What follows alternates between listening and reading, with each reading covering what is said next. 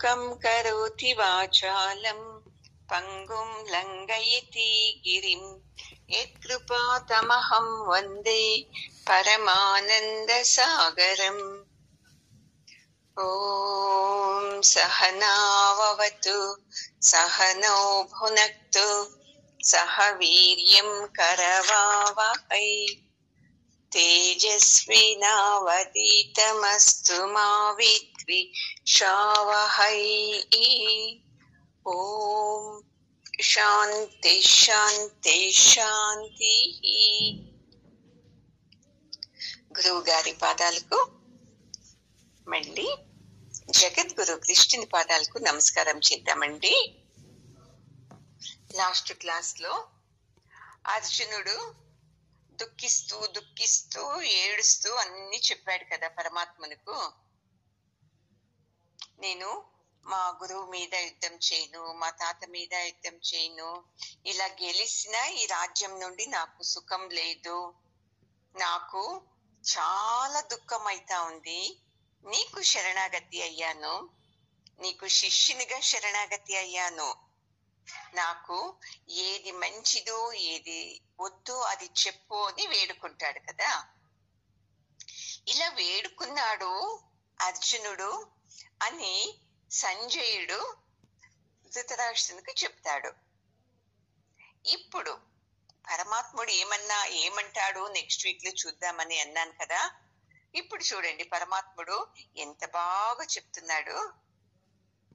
శ్రీ భగవానువాచ అశోచ్యానన్వ శోచస్త్వం ప్రజ్ఞావాదాం చ భాషసే గతాసు నగతాసుంచ నానుతోచంతి పండితాః.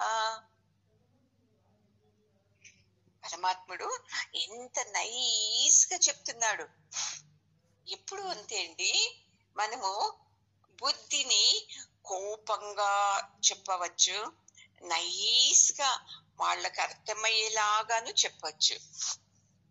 ఇక్కడ పరమాత్ముడు కోపంగా చెప్పటం లేదు, కోపం వచ్చినాను దాన్ని మనసులో పెట్టుకొని, ఎందుకంటే ఇతని మనస్థితి తెలుసు, ఎలా చేయాలి అని నిదానంగా సహనంగా చెప్తూ ఉన్నాడు. ఒక నిమిషం అండి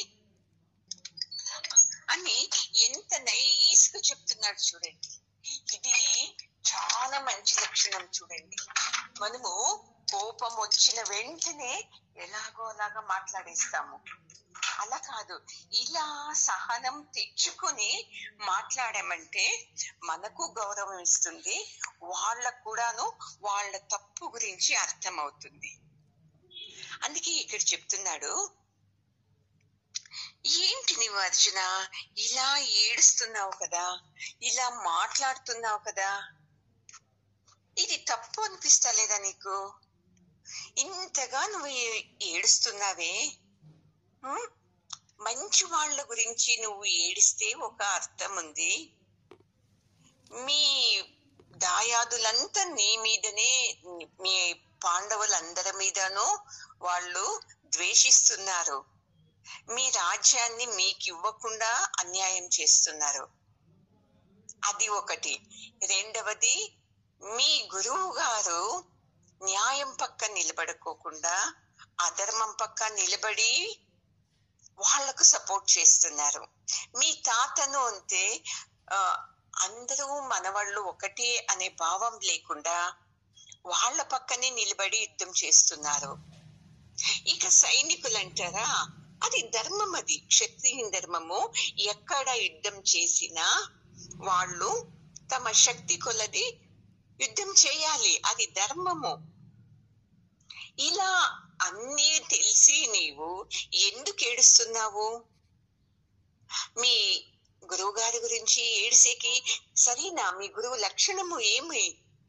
వాళ్ళు ఎలా ఉన్నారు? అధర్మం పక్కున్నారు. అలా ఏడ్చేకి అర్హత లేదు వాళ్ళ గురించి. నీవు అలాంటి వాళ్ళ కోసం నువ్వు ఏడుస్తున్నావు కదా. బాగా తెలుసుకో అర్జున, పండితున అనేవాడు అన్నీ తెలిసిన వాడు ఎలా ఉంటాడో తెలుసా? దేనికి మాట్లాడాలో దానికి మాట్లాడతాడు, దేనికి బాధపడాలో దానికి బాధపడతాడు. అయితే నీవు అన్నీ తెలుసు, నేను వీరుడు శూరుడు అని పిలిపించుకొని కూడా నువ్వు ఇలా అనవసరమైన వ్యక్తుల కోసం నువ్వు బాధపడుతున్నావు. చూడండి, వాళ్ళు యుద్ధం చేసి చనిపోయారే అని కూడా ఏడవరు. పండితులు అంటే తెలివి ఉన్న వాళ్ళు, అన్నీ తెలుసుకున్న వాళ్ళు. పోనీ బతికినప్పుడన్నా వాళ్ళని చూసి అయ్యో ఇలా అయిపోయారే అని కూడా ఏడవరు. నీవు చూస్తే బాగా నాకు తెలుసు అనేలాగా మాట్లాడుతున్నావే, ఏడుస్తూ ఉన్నావే అని, ఇది నువ్వు చేసే తప్పు అని చెప్పటం లేదు. అందుకే పండితులు అక్కడ టచ్ చేస్తున్నాడు చూడు. అన్నీ తెలిసిన వాళ్ళు ఇలా ఎప్పుడూ ఏడవరు, ఇలా ఎప్పుడూ మాట్లాడరు, అర్థంతో బాగా మాట్లాడతారు. అర్జున, నీవేంటి ఇలా ఏడుస్తూ మాట్లాడుతున్నావు? నిజం కదండి. ఎప్పుడైతే అర్జునుడు నేను మీ శిష్యునిగా ఉంటాను, మీరు ఏం చెప్పినా నేను స్వీకారం చేస్తాను అని శరణాగతి అయ్యాను అన్నందుకు ఇప్పుడు పరమాత్ముడు నిదానంగా తాను గురువులాగా వర్తిస్తూ నిదానంగా బుద్ధి చెప్తున్నాడు. ఇప్పుడు దేహము ఆత్మ అని తెలుసుకున్నవాడు ఏడవడు ఈ దేహాన్ని చూసి, అయ్యో నేను చనిపోతానే అని. ఎందుకంటే అతనికి తెలుసు ఈ దేహానికి ఇంతనే ఉంది ఆయస్సు, ఇంతనే అడుకొచ్చింది, ఇది ప్రారంధం కొలది. ఈ ఆత్మ ఏం చేస్తుంది? ఈ దేహాన్ని విడిచి ఇంకొక దేహానికి వెళుతుంది, అంతే తప్ప ఆత్మకు చావు లేదు. దేహానికి చావు ఉంది అని తెలుసుకున్నవాడు ఎప్పటికీ ఏడవడు.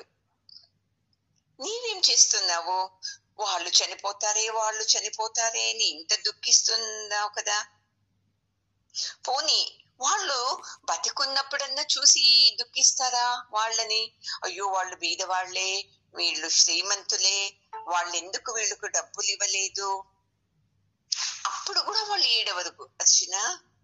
ఎందుకంటే వాళ్ళకు బాగా తెలుసు వీళ్ళ ప్రారంధం కొద్దీ ఇంతనే సుఖం తెచ్చారు, వీళ్ళ ప్రారంధం కొద్దీ ఎక్కువ సుఖం తెచ్చారు అని అది కూడా తెలుసు వాళ్ళకు. అందుకని వాళ్ళు బాగా తెలుసుకున్న వాళ్ళు జీవించి ఉన్నప్పుడు ఏడవరు, చనిపోయాకను ఏడవరు.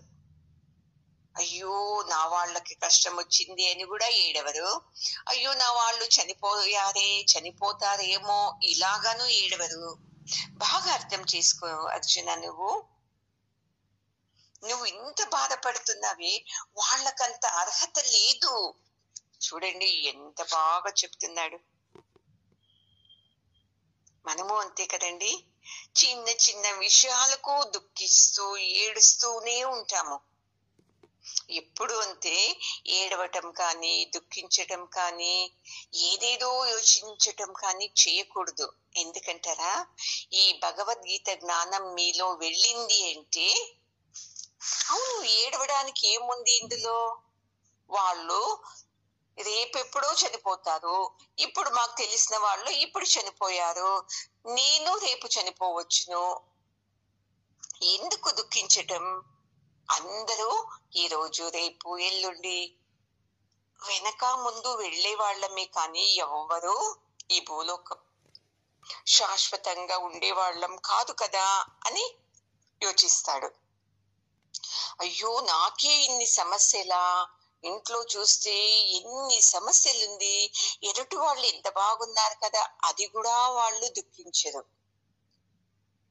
బాగా తెలుసుకోండి, మనకు దుఃఖం వచ్చింది, సమస్యలు వచ్చింది అంటే ఒక్కటే కారణం. చూడండి, మనము ఎవరికో దుఃఖం కలిగించాము, ఎవరి జీవితంలోనూ సమస్యలు తెచ్చాము. ఈ జన్మలో కాకుండా ఉండొచ్చు. ఎన్ని జన్మలు ఎత్తామండి మనము?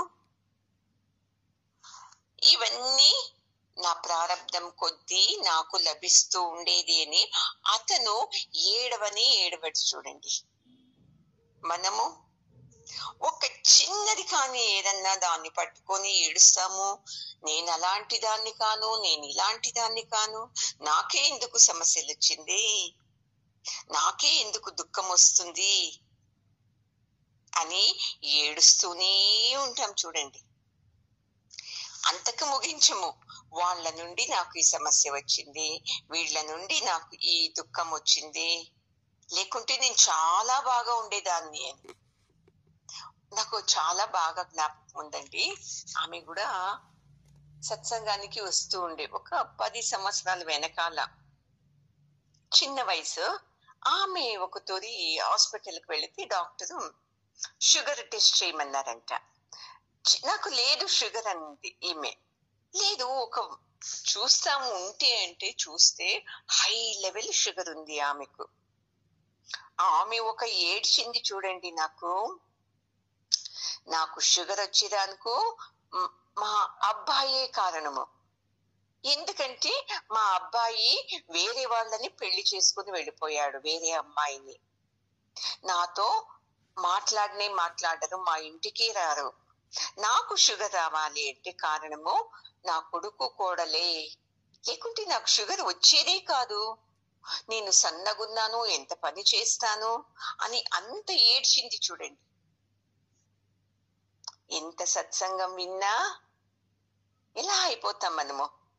వేరే వాళ్ళకి సమస్య వస్తే బాగా చెప్తాము, అయ్యో మన కర్మలో ఉండేది అనుభవించాలండి, తప్పదు, దేవుణ్ణి వేడుకోండి అని ఇలా చెప్పేస్తాము. అదే సమస్యలు మనకొస్తే మన కర్మలో ఇలాగే ఉందండి అని అంటామా మనము? నాకెందుకు వచ్చింది ఈ సమస్య, నేను అలాంటి దాన్ని కాదే, ఇలాంటి వాణ్ణి కాదే అని ఏడుస్తూ ఉంటాం. అయితే ఎవరైతే ఇలా గురువు గారి దగ్గర ఈ జ్ఞానాన్ని తీసుకుంటూ ఉంటారో వాళ్ళు ఈ సమస్యలు వచ్చినాను బాధపడరు. ఇది నా అనుభవంతో నేను చెప్తున్నానండి.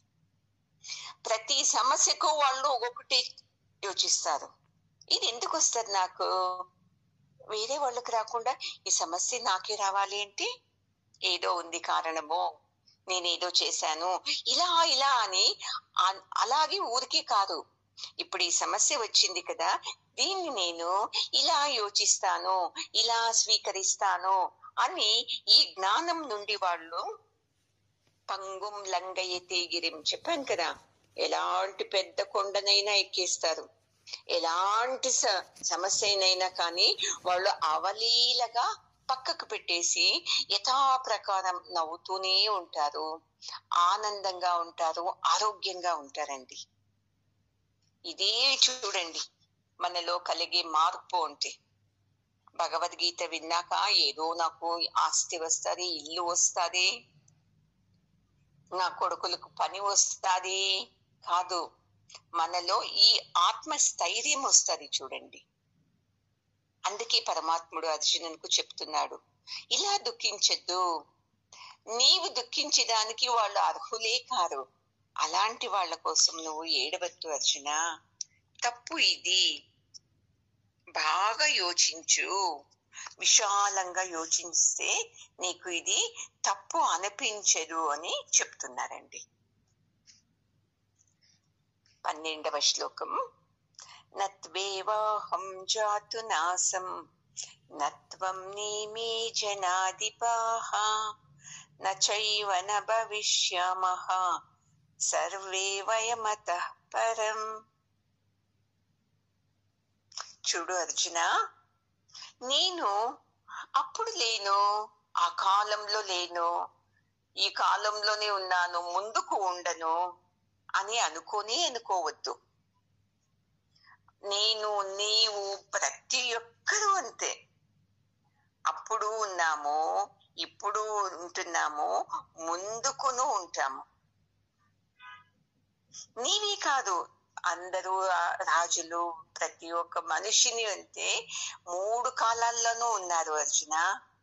అప్పుడు, ఇప్పుడు, ముందుకు. నువ్వెందుకు దుఃఖిస్తున్నావు? అయ్యో చనిపోతారేమో అని. ఈ దేహానికి చావు అంతే కానీ ఆత్మకు చావు లేదు కదా. చూడండి ఎంత బాగా చెప్తున్నాడు. ఇంతంతా వింటాము, ఏదన్నా అయిపోతే ఎంత ఏడుస్తామో, దుఃఖిస్తాము. అయ్యో వెళ్ళిపోయారే, మీరు చనిపోకుండా ఉండాల్సిందే అని. ఒక ఆమె నాతో కౌన్సిలింగ్ తీసుకుంటా ఉంది, క్లాస్ చేసుకుంది. ఆమె భర్త ఇద్దరును. అతనుకు చాలా సీరియస్ అయిపోయింది. ఎంత వేడుకుంది నాతో వచ్చి, గురువు గారికి చెప్పండి, మా ఆయన బతికితే చాలు, వాళ్ళని మంచం మీద పడుకోబెట్టి ఎన్నెన్నో సేవలు చేస్తాను, నేనే కష్టపడి సంపాదిస్తాను, ప్లీజ్ అమ్మా వేడుకోండి, ప్రేయర్ చేయండి, గురువు గారికి చెప్పండి అంత రిక్వెస్ట్ చేశారు. ఖచ్చితంగా ఏం కాదమ్మా, మీ ఆయనకు బాగా వస్తారు హాస్పిటల్ నుండి అని చెప్పాను. వచ్చారు. నా కరుణతో కాదండి, అతను ప్రారంభంతో ఇంటికి వచ్చారు. ఇంకా బెడ్ రీడనే కదా అతను, పడుకోబెట్టి ఈమె 1 వారం 10 రోజులు సేవ చేసింది. బిడ్డలు చేశారు. 20 రోజులు చేశారండి సేవ. తర్వాత వాళ్లకు విసుగొచ్చేసింది. తర్వాత అప్పుడు 1 నెల తర్వాత ఏమని వచ్చింది ఏడుసుకుని, అయ్యో వాళ్ళ బాధ చూడలేనమ్మా, చనిపోతే చాలు, దేవుని దగ్గరికి వెళ్ళిపోతే చాలు, ఎన్ని సేవలని చేయను, ఎంత డబ్బు అప్పు తీను, ఈ అప్పుల్ని ఎలా తీర్చాలి, నేనా ఆడదాన్ని ఎలా పని చేయటం. 2 నెలల కింద ఏమని అడిగారు, ఇప్పుడు ఏమని అడుగుతున్నారు చూడండి. అందుకే ఈ జ్ఞానం అనేది చాలా ముఖ్యం. చూడండి, ఈ జ్ఞానము మనల్ని ఎలాంటి స్థితిలోనూ దుఃఖం పడేటట్టు చేయదు. అవును కదా, ఈ దేహానికి చావు కానీ నేను అప్పుడు ఉన్నాను, ఇప్పుడు ఉన్నాను, ముందుకు ఉంటాను, ఇలా యోచించేయాలి. ఇప్పుడు చూడండి, మన దీంట్లో మీ వద్దులేండి ఎగ్జాంపుల్. ఇప్పుడు మీ తాత తెలుసు, వాళ్ళ నాయన తెలియకున్నాను వాళ్ళ జీన్స్ మీలో ఉంది కదండి. ఇప్పుడు చెప్తారు కదా, మీది యావది ఇది, మాది శౌనక మహామని గోత్రం అడుగుతారు కదండి. మీది ఏ గోత్రం అంటే ఇలాంటి ఋషి గోత్రం అంటారు. అంటే అప్పటి నుంచి మీరు ఉన్నారు కదండి. ఆ ఋషి వాళ్ళ బిడ్డలు ముందుకు మీ బిడ్డలు వాళ్ళ బిడ్డల్లోనూ మీరు సదా ఉంటారు కదా. ఇలానో యోచించేయచ్చు. ఈ దేహాన్ని వదిలాక మీరు ఇంకొక దేహానికి వెళతారు కదా, ఇలాగో యోచించేయచ్చు అర్జున. అందుకే వాళ్ళందరూ చనిపోతారే అని బాధపడకు నువ్వు. వాళ్ళు ఇంకో దేహాల్లోకి వెళ్ళిపోతారు చనిపోతేను. దేహానికి చావు కానీ ఆత్మకు చావు లేదు కదా. అయ్యో మా గురువే, అయ్యో మా తాతనే, అయ్యో నా బంధువులే అని ఎందుకు ఏడుస్తావు, ఇది తప్ప అని ఎంత సహనంతో చెప్తున్నాడు చూడండి. ఇది వింటూ ఊరికి ఇలా చూస్తున్నాడు అర్జునుడు. ఏంది, నేను అప్పుడు ఉన్నాను, ఇప్పుడు ఉంటున్నాను, ముందుకు ఉంటున్నాను అని ఇలా చెప్తున్నాడప్ప పరమాత్ముడు. ఇవన్నీ అబద్ధాలు కదా. నేను ముందు ఎప్పుడున్నాను, ఇప్పుడే కదా జీవిని వచ్చింది. మా నాయన అంతే తెలుసు నాకు, మా తాత తెలుసు, మళ్ళీ వాళ్ళలో ఎలాగా ఇది అని అర్థమే కాలేదు అతనికి. అందుకని పరమాత్ముడు ఇంకొక శ్లోకం చెప్తున్నాడు. దేహినోస్మిన్ యథా దేహే కౌమారం యౌవనం జరా తథా దేహాంతర ప్రాప్తిః ధీరస్తత్ర న ముహ్యతి. ఎలాగ తెలుసా అర్జున, నీకు అర్థం అవటం లేదు కదా నేను చెప్పేది. ఈ ఆత్మ ఉంది చూడండి దేహంలో. దేహం ఎలాగా, ఇప్పుడు పుట్టినప్పుడు చిన్న బిడ్డలు, తర్వాత బాల్యము, తర్వాత యవ్వనము, తర్వాత ముప్పు, తర్వాత చనిపోవటము. ఇలా ఈ దేహానికి అవస్థలు ఉంది. ఇది కంటిన్యూగా ఉంటది అర్జున. అయ్యో నీకుంది నాకు లేదు అని లేదు, మనుషులందరికీను ఇవి ఉండనే ఉంది. మీకు భజగోవిందంలో చెప్పాను చూడండి, అస్థి జాయతే వర్ధతే విపరిణిమతే అపక్షీయతే వినశ్యతి. ఈ 6 స్థితులను ప్రతి మనిషి అనుభవించాల్సిందే. మీ గురువు గారు, మీ తాతగారు, మీ బంధువులే కాదు, ప్రతి ఒక్కరికి ఇవన్నీ ఉంది కదా. ఆత్మ అప్పుడు ఏమైతుంది, వినశ్యతి, చనిపోతుంది దేహం. అప్పుడు ఆత్మ ఏం చేస్తుంది, ఇంకొక దేహానికి ప్రయాణం చేస్తుంది కదా. ఇది తెలుసుకున్నాక ధీరుడు నీవు. యుద్ధరంగంలో ధీరుడు కాదు, ఇప్పుడు ఈ విషయంలో ధీరుడుకా. ఆహా, కరెక్ట్ కదా పరమాత్ముడు చెప్పింది. ప్రతి మనిషిను ఈ దేహాన్ని వదిలేస్తారు. పాత బట్టలు అయ్యాక అది వేసుకుంటామా మనం, అయ్యో తప్ప ఈ బట్టలు ఎన్నేళ్ళు కట్టింది కడతామో అని ఎలా వదిలేసి మంచి బట్టలు కొత్త బట్టలు కట్టుకుంటామో, అలాగే ఆత్మను ఈ దేహాన్ని వదిలేస్తుంది. వదిలేసి మళ్ళీ కొత్త దేహాన్ని వెతుకుతుంది. మీరే చెప్పండి, మనకు వయసు అయిందనుకోండి, మా ఈ వయసులో ఈ దేహంలో సరిగ్గా వినపడదు, సరిగ్గా కనపడదు, అయ్యో పరమాత్మ నన్ను తీసుకోప నీ దగ్గరికి అంటామా లేదా? కొంతమంది అంటారు. ఎందుకంటే ఇంద్రియాల్లో శక్తి ఎంత వెళ్ళిపోతుండేటప్పుడు మనకి అనిపిస్తుంది, అయ్యో వద్దు పరమాత్మ నాకు చాలప్పా ఈ జీవితం అని.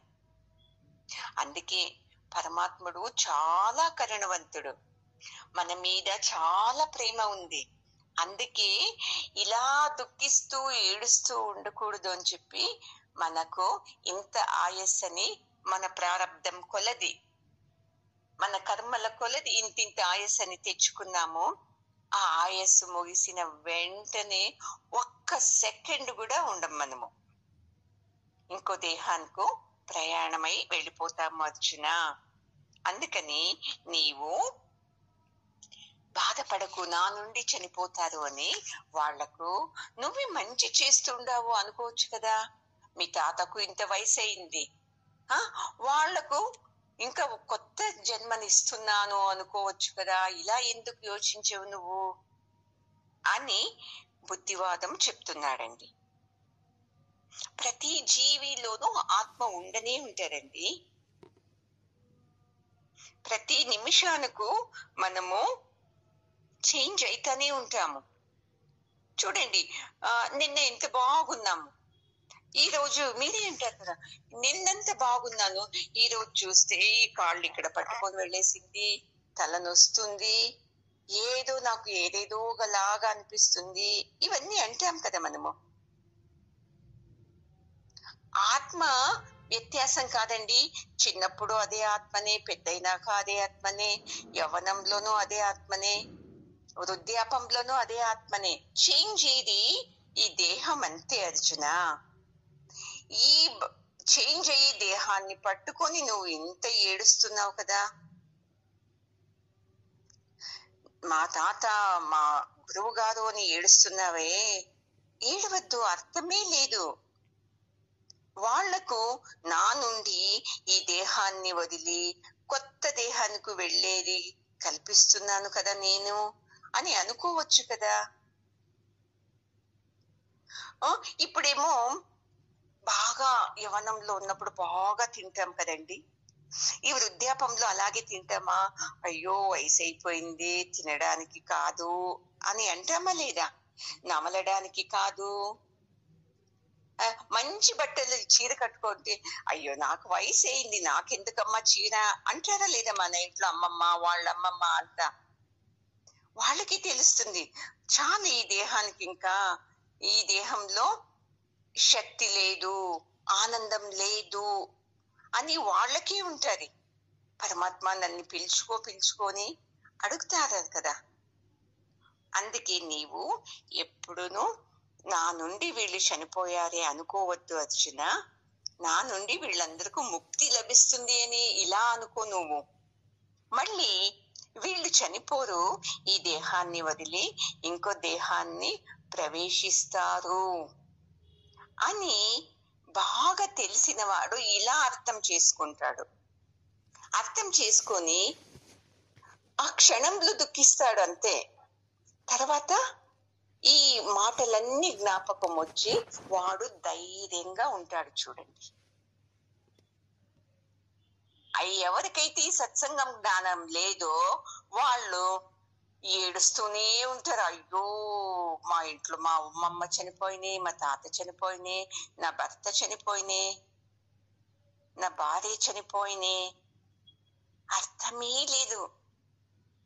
ఈ జ్ఞానం లేని వాళ్ళు అలా ఏడుస్తారు. జ్ఞానం ఉండేవాళ్ళు పరమాత్మ వాళ్లకు వయసైంది, ఇంత బాధపడుతున్నారు, వాళ్ళని నీ పాదాలకు చేర్చుకొని ప్రార్థిస్తారు. చూడండి, ఆమె వచ్చి నన్ను అడుక్కుంది కదా, వాళ్ళ బాధ చూడలేకుండా ఉన్నానమ్మా, మా ఆయన బాధ, వాళ్ళని పరమాత్మని పాదాలకు పంపించేమ్మా, చాలు ఇంకా ఈ జీవితము అని ఆమెనే చెప్పింది. మొదట చెప్పింది, ఎన్ని సేవలన్నా చేస్తాను, నా మాంగల్యం ఉంటే చాలు, నాకు నా భర్తకు పడుకోబెట్టి చేస్తాను అని. ఒక్క నెలకే కానే లేదు. చూడండి, ఎప్పుడు అంతే.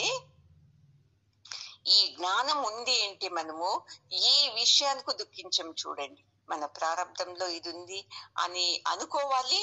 తర్వాత అయ్యో ప్రారంధం అనుభవించాలి అనుకోకుండా ఈ జ్ఞానంతో యోచించాలి. చూడండి, నేను ఎందుకు చెప్తున్నానంటే ఈ జ్ఞానం ఎలా నన్ను చేంజ్ చేసింది అని చెప్తాను. చూడండి, ఆ రోజు మా నాయన చనిపోయారు. అప్పటికి గురువాణి నేను పోస్ట్ చేస్తా ఉంటే మార్నింగ్, అప్పుడే అమ్మ ఫోన్ చేశారు. అయ్యో ఇలా అయిపోయింది చూడు అని ఏడ్చారు. ఒక సెకండ్ బాగా ఏడ్చేసాను. చూడండి, నేను అయ్యో నాయనా అని చెప్పి. తర్వాత సగం గురువాణి పంపించాను కదా, మెలక వచ్చింది అయ్యో అని చెప్పి మళ్ళీ ఫుల్ గురువాణి పంపించేసి గురువు గారికి ఈ విషయం మెసేజ్ చేసి ఎవరికి చెప్పుకోకుండా, స్టూడెంట్స్ కి ఎవరికి తెలీదు, గురువు గారికి మెసేజ్ చేసి ఊరికి వెళ్ళిపోయాను. అక్కడ వెళ్ళాక ఇంకా ఏడుపు ఉంటది కదా, ఏడ్చాను. అమ్మ బంధువులందరూ ఏడ్చారు. మళ్ళీ చేసేటప్పుడు ఏడ్చాను. ఇంటికి వచ్చి స్నానం చేసి కళ్ళు మూసుకొని ధ్యానం చేశాం అందరూ కొద్దిసేపు, అంతే. చూడండి, ఇంకా మళ్ళీ నేను ఏడవనే లేదు. అప్పుడు నేను భజగోవిందం గ్రంథం రాస్తా ఉంటిని. ఆ రోజు ఒక్క రోజు రాయలేదు. చూడండి, అంతే. నేను చనిపోయిన రోజు మళ్ళీ పొద్దున్నే లేచి స్నానం చేసి అమ్మకు ధైర్యం చెప్పి అమ్మ పక్కలో కూర్చొని నేను ఆ గ్రంథాన్ని అలా కంటిన్యూ చేశాను. చూడండి, అక్కడనే ఉన్నాను నేను 13 రోజులు ఆ తిథి అయ్యే వరకు. ఆ 13 రోజుల లోపల ఈ భజగోవిందం గ్రంథం ఫినిష్ చేశాను. చూడండి, బాధపడనే లేదు. సంతోషం, ఏం సంతోషం తెలుసా, నాయన నీవు చనిపోయావు కదా, నీకు మంచి జన్మ దొరకని నేను ఈ తత్వ చింతన చేస్తున్నాను. శంకరాచార్యుల వారి భజగోవిందం తత్వ చింతన చేస్తున్నాను నాన్న అని ఎంత సంతోషంతో రాశాను.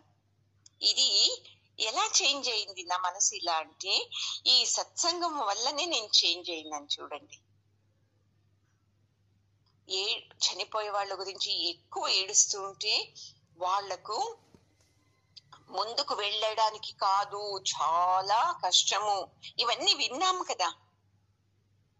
అందుకే నేను ఈ తత్వ చింతన చేస్తూ ఉండి జపం చేస్తూ ధ్యానం చేస్తూ ఉంటే వాళ్ళు హాయిగా సాగిపోతుంది వాళ్ళ జర్నీ.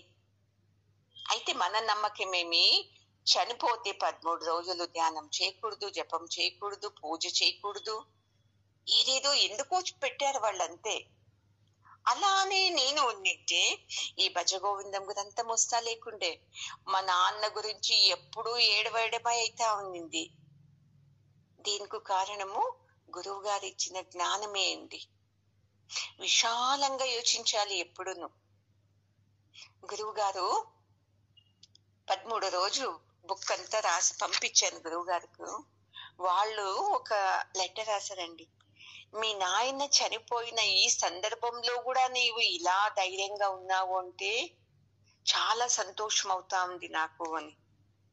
ఇది చూడండి, గురువుకి ఇచ్చి గురు దక్షిణ మనము. మీ జ్ఞానం నుండి నేను ఎలా ఉన్నాను చూడండి, ఇది చూపించాలి మనము.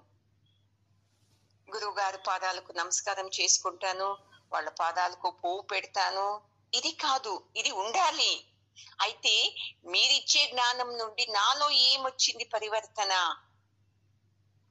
అని మనకు రావాలి. అప్పుడు నాకు తెలిసింది, మా నాన్నకు వయసు అయింది, మంచి దేహానికి వెళ్తారు, వాళ్ళ ఆత్మ క్షోభించదు. ఎందుకంటే నేను తత్వ చింతన చేస్తున్నాను కదా. పునరపి జననం పునరపి మరణం మీకు చేశాను కదా ఈ శ్లోకము. ఇలా చేసి నాన్న నీకు మంచి జన్మ లభిస్తుంది నాన్న అని అంత సంతోషించానండి.